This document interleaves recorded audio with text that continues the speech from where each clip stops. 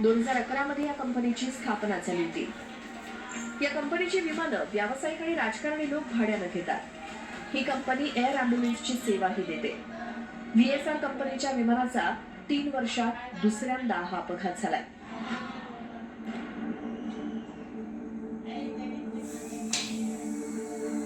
दोन 2023 मध्ये देखील याच कंपनीच्या VTGBL या विमानाचा मुंबई विमानतळावरती अपघात झाला होता, ज्यात विमानाचे भाग निखळले होते. सुदैवानं त्यावेळी कुणाचाही मृत्यू झाला नव्हता. पण यावेळी या अपघातातून कोणीच वाचलं नाही. या विमानात अजितदादांसह एकूण 5 जण होते. कॅप्टन सुमित कपूर, कॅप्टन शांभवी पाठक, अजितदादांचे सुरक्षा रक्षक विनीत जाधव, फ्लाईट अटेंडंट पिंकी माळी यांचा या विमानात समावेश होता. दरम्यान अजित पवारांच्या विमानाच्या अपघाताबद्दल DGCAनं काय माहिती दिली बघूया. अजित पवारांच्या विमानाचा एअर ट्रॅफिक कंट्रोलशी सकाळी 8:18 संपर्क झाला.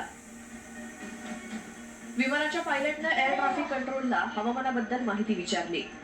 बारामती विमानतळाचा रनवे धुक्यामुळे दिसत नसल्याचं पायलटनं ATCला सांगितलं. त्यानंतर ATCनं विमान हवेतच फिरवण्याचे निर्देश दिले. काही सेकंदांनंतर पायलटनं ATCला रनवे दिसत असल्याचं सांगितलं. त्यानंतर 3000 मीटरपर्यंत दृश्यमानता आहे असं ATCकडनं सांगण्यात आलं. त्यानंतर अजित पवारांच्या वैमानिकानं 8:43 लँडिंग सुरू केलं.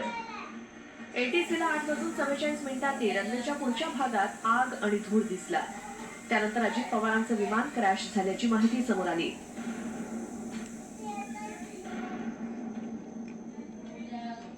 रनवेच्या डाव्या बाजूला अपघातग्रस्त विमानाचे अवशेष बघायला मिळाले.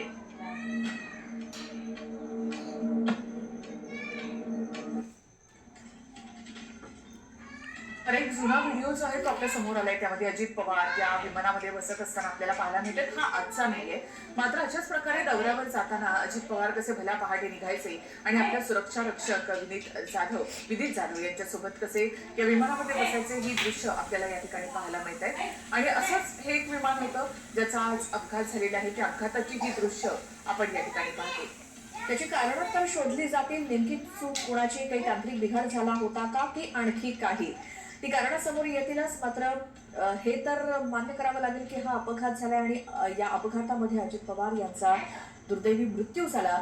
मात्र बारामती काय संपूर्ण महाराष्ट्रातले जे अजित पवारांचे चाहते आहेत ते अजूनही मान्य करायला तयार नाहीत. अपघाताची ही दृश्य आपण या ठिकाणी पाहतोय.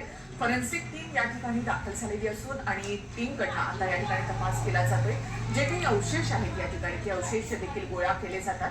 छोटे विमान असलं तरी ब्लॅक बॉक्स यामध्ये असणार. त्यामध्ये नेमकं शेवटचं काय बोलणं झालं, काय परिस्थिती होती हे विमान कोसळलं त्यावेळेला, तर ती दृश्य दिसणार आहे. अर्थात अवघ्या 45 सेकंदामध्ये हा अपघात या ठिकाणी झाला. त्यामुळे नेमकं कारण काय त्या अपघाताचं हे देखील आता शोधलं जाणार आहे. कारण एका मोठ्या नेत्याचा या अपघातामध्ये मृत्यू झालेला आहे. किंवा कॉकपिटमध्ये त्या पायलटचा एकमेकांशी काही संवाद झालाय का, कन्व्हर्सेशन काही झालंय का हे देखील काही समजतं का, हे काही या तपासणीनंतर किंवा हा तपास केल्यानंतर समोर येईलच. मात्र आता अंधार होत चाललेला आहे.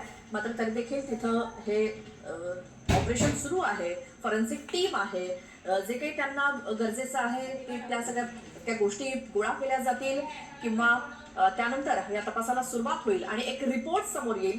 त्यामधनं कारण आपल्याला कळेल की अजित पवार यांच्या विमानाचा अपघात नेमका कशामुळे झाला.